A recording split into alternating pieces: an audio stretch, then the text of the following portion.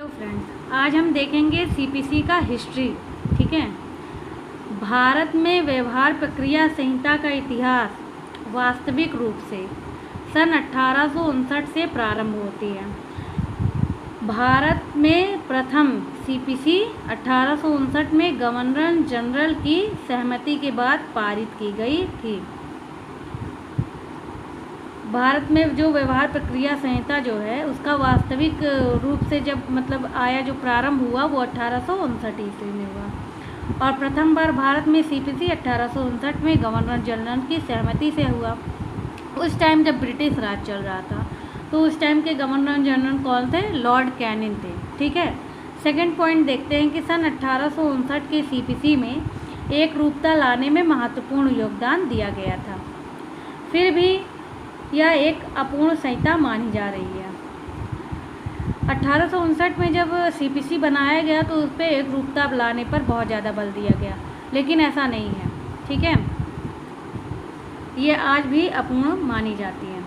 तीसरा पॉइंट हम देखेंगे कि सन 1859 के व्यवहार प्रक्रिया संहिता में महत्वपूर्ण संशोधन हुए 1877 में, 1879 में, 1882 में। ये तीन जो संशोधन है वो बहुत ही महत्वपूर्ण संशोधन है। अंततः इस संहिता को 1908 में परिष्कृत रूप से लागू कर दिया गया। लागू कब हुआ? 1908 में। अब देखेंगे कि इसमें हस्ताक्षर कब हुआ, ये जो है लागू कब हुआ, इसमें कुल कितनी धाराएं हैं, कितने भाग हैं, इसमें सबसे बड़ी आदेश कौन सा है और सबसे जो है उसमें कितने नियम हैं। ठीक, तो इस पर हस्ताक्षर जो हुआ 21 मार्च 1908 में हुआ और यह लागू कब हुआ? 1 जनवरी 1909 में। ठीक, इसमें कुल भाग कितने हैं? 11 भाग हैं, जिसमें 11 भाग में कितने सेक्शन हैं? 158 सेक्शन हैं जो संहिता का शरीर है। और इन धाराओं में सामान्य सिद्धांतों का समावेश किया गया है जो क्षेत्राधिकार का सृजन करती हैं।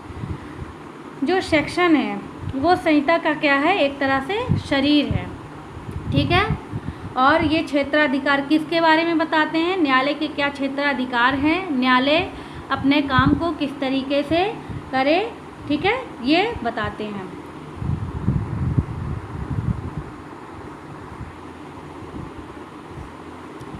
फिर हम देखते हैं कि इसमें धाराएं, ठीक है, 158 धाराओं में संशोधन कौन कर सकता है? तो संसद द्वारा। सेक्शन में संशोधन कौन कर सकता है? संसद। और इसमें जो 51 आदेश हैं इसमें संशोधन कौन कर सकता है? उच्च न्यायालय। ठीक है, याद रखिएगा कि सेक्शन में जो है सेक्शन में संशोधन संसद कर सकता है और जो ऑर्डर हैं उसमें संशोधन उच्च न्यायालय करता है। अब इसका इतिहास तो हम लोग जान लिए सीपीसी का कि इसका हिस्ट्री क्या है। ठीक है, लेकिन अब हम जानेंगे कि इसका उद्देश्य क्या है। तो सीपीसी का उद्देश्य है कि वाद दायर किए जाने से लेकर डिक्री के निष्पादन तक की कार्यवाही के नियमित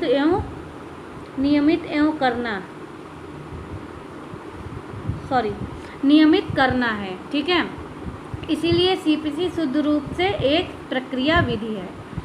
सीपीसी का मुख्य जो है उद्देश्य ये है कि न्यायालय में जब आप वाद दायर करते हैं तो वो किस प्रक्रिया से करेंगे। ठीक है, और जब वाद दायर कर लेते हैं तो उसमें वाद दायर कर लिया तो ऐसा नहीं है कि काम रुक गया, वाद दायर कर दिया तो आपका काम खत्म हो गया। नहीं, न्यायालय भी अपनी एक प्रक्रिया के जरिए उसमें जैसे समन भेजना, साक्षी को बुलाना और उसमें जिरा करना, तो ऐसी बहुत सारी न्यायालय की प्रक्रिया होती हैं।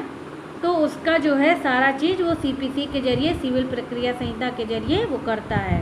ठीक, सिंपल से जान लीजिए कि वाद दायर किए जाने से लेकर डिक्री के निष्पादन तक, कि पहला आपको बता दे रहा कि वाद दायर किए जाने से लेकर डिक्री के निष्पादन तक की कार्यवाही के लिए नियमित करना। इसीलिए सीपीसी एक शुद्ध रूप से एक प्रक्रिया विधि है। ठीक, अब देखेंगे सीपीसी का सबसे बड़ा आदेश 21 है। ठीक, जिनमें कुल नियम की संख्या जो है 106 नियम है। अब हम जान गए कि इसकी हिस्ट्री क्या है, ठीक है। सब चीज़ें हम लोग थोड़ा बहुत मतलब कि जान गए हैं, सीपीसी क्या है, उसकी हिस्ट्री कैसी है और वो कहाँ से प्रवृत्त हुई, ठीक है। अब हम लोग धारा 1 के बारे में जानेंगे, सेक्शन 1 फर्स्ट, ठीक। धारा 1 संक्षिप्त नाम, प्रारंभ और विस्तार। धारा 1 क्या कहती है? संक्षिप्त नाम बताती है, इसका प्रारंभ कहाँ तक है और इसका विस्तार क्या है। तो पहले सीपीसी कहती है कि मेरा संक्षिप्त नाम है सिविल प्रक्रिया संहिता 1908। मैं कब से प्रारंभ होती हूँ? 1 जनवरी 1909 से, ठीक है। मेरा विस्तार कहाँ कहाँ तक है? नागालैंड और जनजाति क्षेत्र के सिवाय संपूर्ण भारत में, ठीक है। नागालैंड और जनजाति क्षेत्र के सिवाय संपूर्ण भारत में।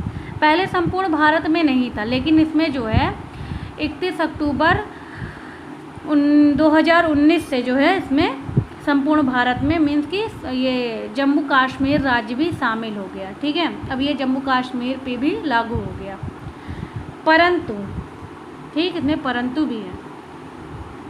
संबंधित राज्य सरकार राजपत्र में अधिसूचना द्वारा संहिता को संपूर्ण नागालैंड राज्य या उनके किसी भाग या जनजाति क्षेत्र में लागू कर सकती है। इसका ये मतलब हुआ कि अगर संबंधित राज्य, अगर राज्य सरकार चाहे नागालैंड या जो भी मतलब जहाँ पे लागू नहीं है सीपीसी, अगर वहाँ की राज्य सरकार चाहे तो अधिसूचना नोटिफिकेशन द्वारा ये कह सकती है कि हाँ ये संहिता यहाँ पे भी लागू हो, ठीक है, इस क्षेत्र में लागू कर सकती हैं। इसका जो स्पष्टीकरण क्या कहती है? जनजाति क्षेत्र से अभिप्रेत हैं जो 21 जनवरी 1972 के पहले संविधान की 6ठी अनुसूची के पैराग्राफ 20 में आसाम के जनजाति क्षेत्र में सम्मिलित हैं, ठीक। स्पष्टीकरण कहता है कि जनजाति क्षेत्र में जनजाति क्षेत्र से अभिप्रेत जो 21 जनवरी 1972 के पहले संविधान की 6ठी अनुसूची के पैरा 20 में आसाम की जनजाति क्षेत्र में सम्मिलित है, ठीक।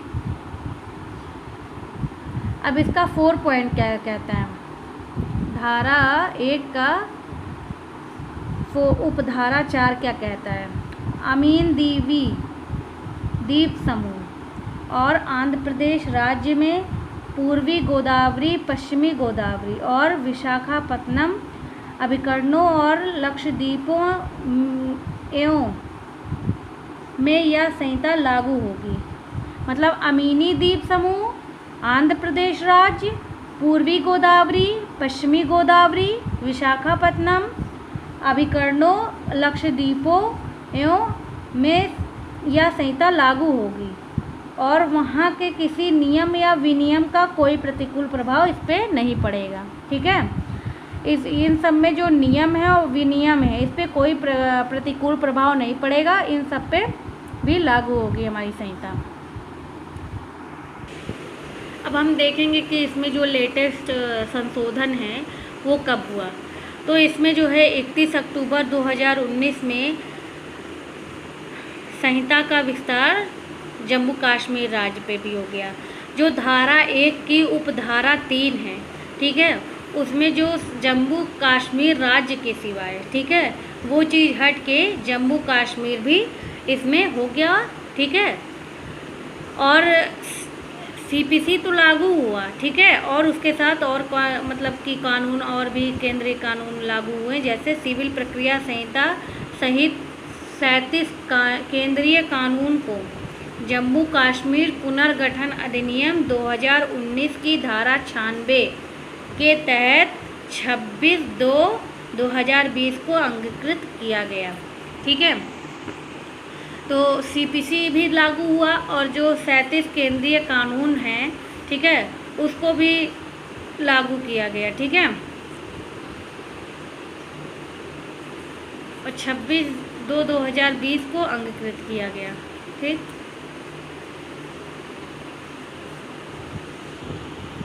अगर आपको मेरी वीडियो पसंद आए तो लाइक करिए, सब्सक्राइब करिए शेयर करिए, कमेंट करिए। और नेक्स्ट वीडियो में हम देखेंगे कि सीपीसी की धारा 2 क्या कहती है। धारा 2 तो मतलब उसमें बहुत सारी परिभाषाएं हैं, तो उसको हम डिफ़ाइन करेंगे, ठीक है, आपको समझाएंगे नोट्स के ज़रिए। और अगर आपको मेरे नोट्स चाहिए, ठीक, तो उसके लिए भी आप मुझे बता सकते हैं, मैं आपको टेलीग्राम पे दे सकती हूँ नोट्स, ठीक, जिससे आपको समझने में आसानी हो। मेरे जितने भी नोट्स मैंने बनाए हैं वो इस तरीके से बनाए हैं कि वो आसान भाषा में रहे और आपको बहुत ही अच्छे से समझ में आ जाए, क्योंकि कोई भी चीज़ होती है जब वो हमें समझ में आ जाती है तो वो चीज़ हमें कठिन नहीं लगती है, ठीक है। तो आशा करती हूँ कि आपको मेरा वीडियो पसंद आए। Thank you.